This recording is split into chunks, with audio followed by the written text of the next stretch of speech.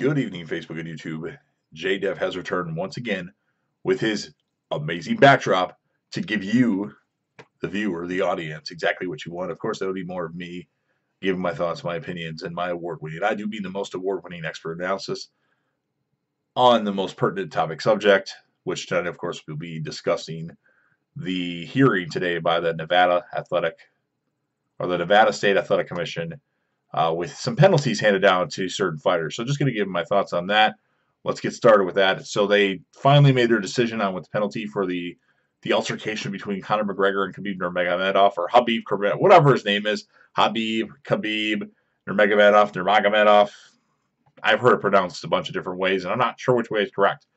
So they ended up suspending Nurmagomedov for 9 months, retroactive from the date the fight happened, and they gave him a fine of $500,000.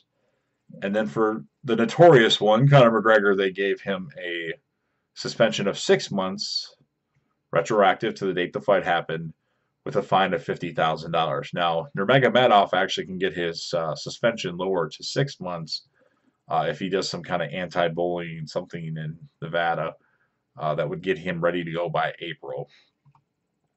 I think, honestly, Nurmagomedov got off easy.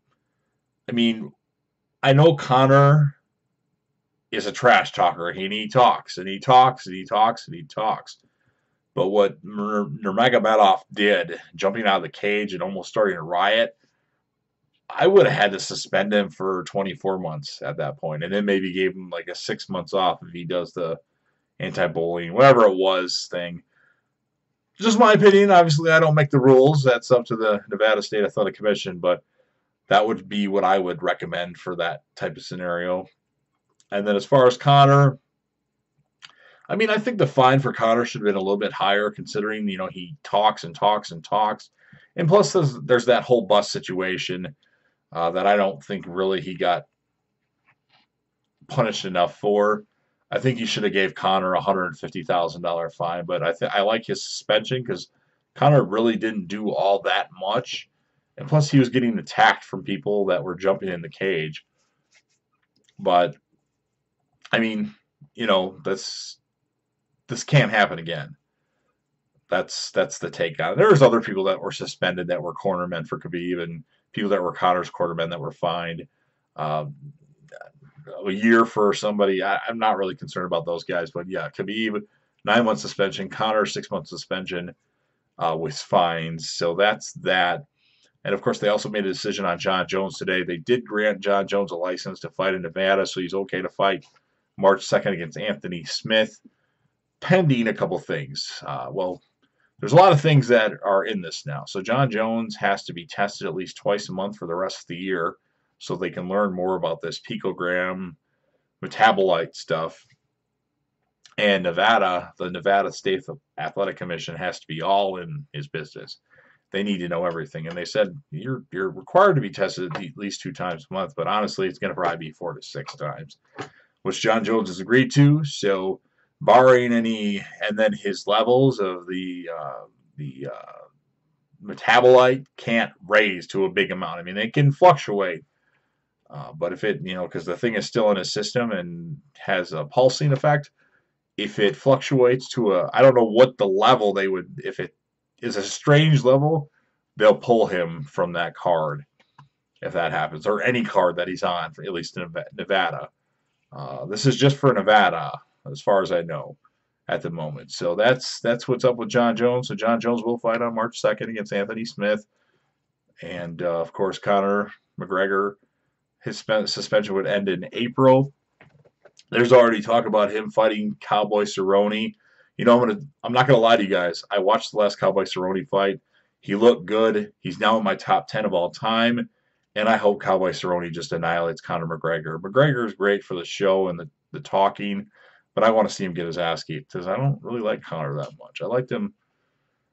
I actually never really liked Conor McGregor, to be honest with you. And then, of course, Habib. He might next fight in November, which will be a card in Madison Square Garden. But we'll wait and see about that or whatnot. So there you have it. If you have questions, you can always find Chael Sonnen on YouTube and ask him, because Chael knows everything.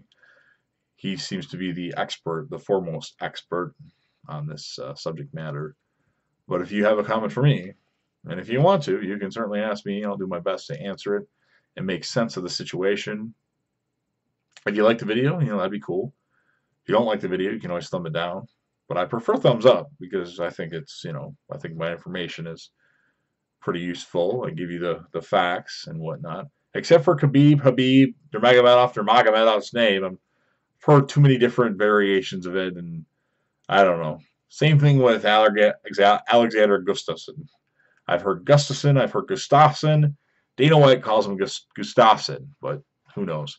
But anyway, like the video, not like the video, leave a comment. Of course, if you're on Facebook, you can make an angry face, a sad face, a wow face, a ha-ha face. Share it, whatever you want to do.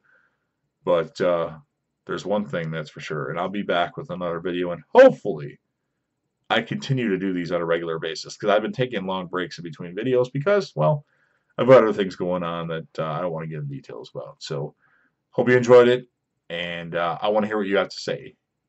Later.